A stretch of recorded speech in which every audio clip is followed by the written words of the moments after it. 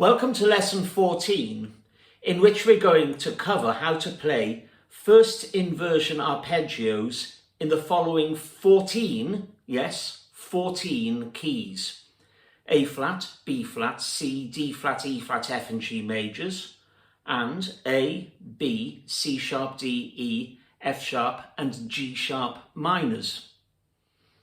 If you're wondering how you're going to manage to take on 14 new arpeggios in one short lesson, well, firstly, you're here because you're working towards grades 7 and 8, or even beyond grade 8, and you really are capable of this task. If you've stumbled upon this lesson and you're not yet aiming at those higher grades, you're still very welcome to stay and benefit from the knowledge, but you may need to go over this lesson a few times. Secondly, all 14 of these arpeggios share the exact same fingering pattern. Once you've learnt one arpeggio, all you need to do is apply the same fingering to all the other keys. Oh, and a word of advice here. If you haven't already done lesson 5, which shows you how to play what I call pattern B arpeggios, E flat, A flat, D flat major, F sharp, C sharp and G sharp minors, you really ought to go back to that lesson first.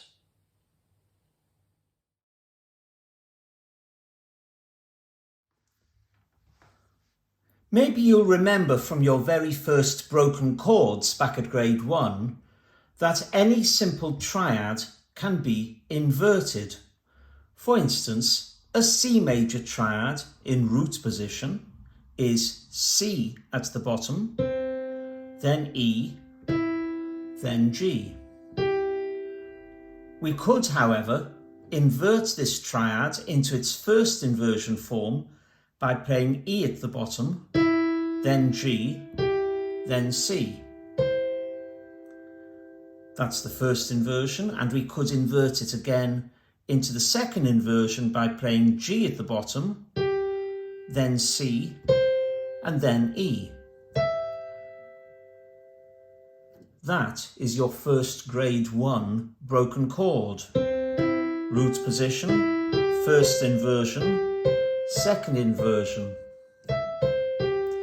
First inversion, root position.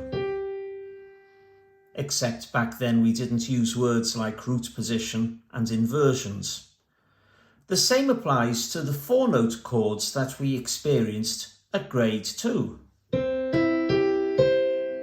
In root position, there it is, C, E, G, C. In first inversion, E, G, C, E, and second inversion, G, C, E, G.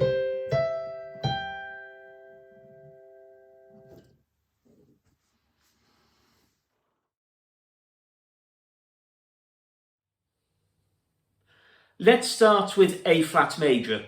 Why A flat major? Why not? It's as good a place to start as any.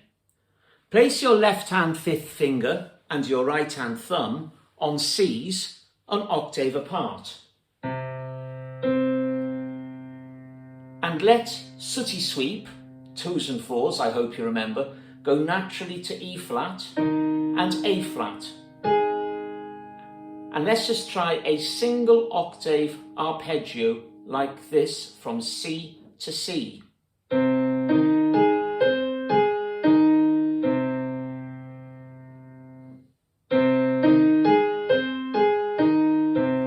So the script is 5 and 1, pom, sooty sweep,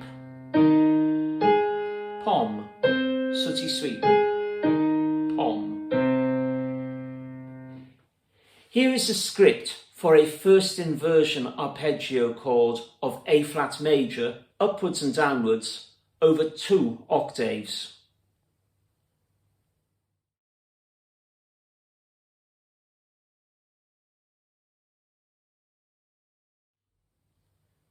And this is what it looks like. So here's the A flat major first inversion arpeggio over 2 octaves. starting with 5 and 1 on C, sooty sweep, falling naturally onto E flat and A flat, and the thumb is going to pass to C and replicate the pattern. Thumb underneath in the left hand. So it's pom, sooty sweep, and sooty sweep, pom, sooty sweep, and sooty sweep, pom.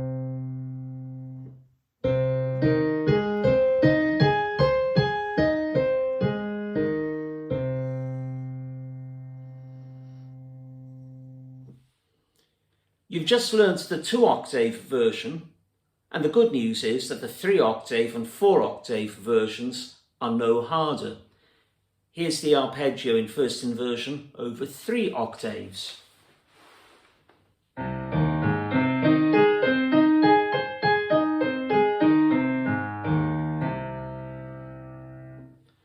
And over 4 octaves.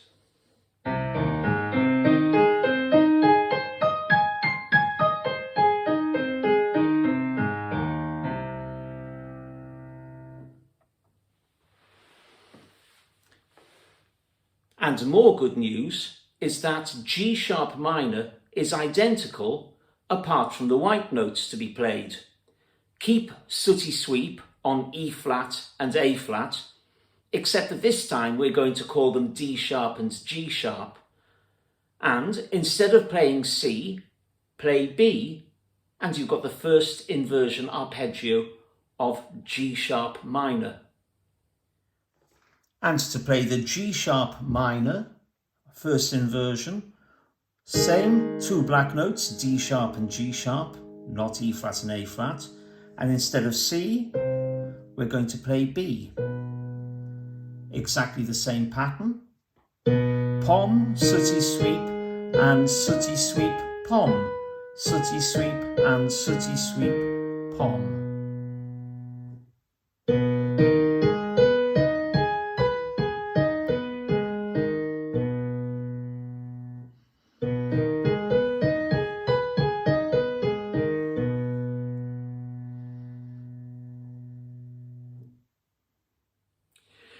You've now got all you need for the other 12 first inversion arpeggios I listed earlier.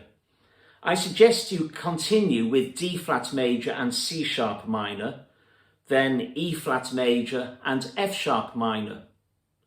The printable support material covers all the remaining arpeggios, B flat major, C, F and G majors, and A, B, D and E minors. See you soon in lesson 15.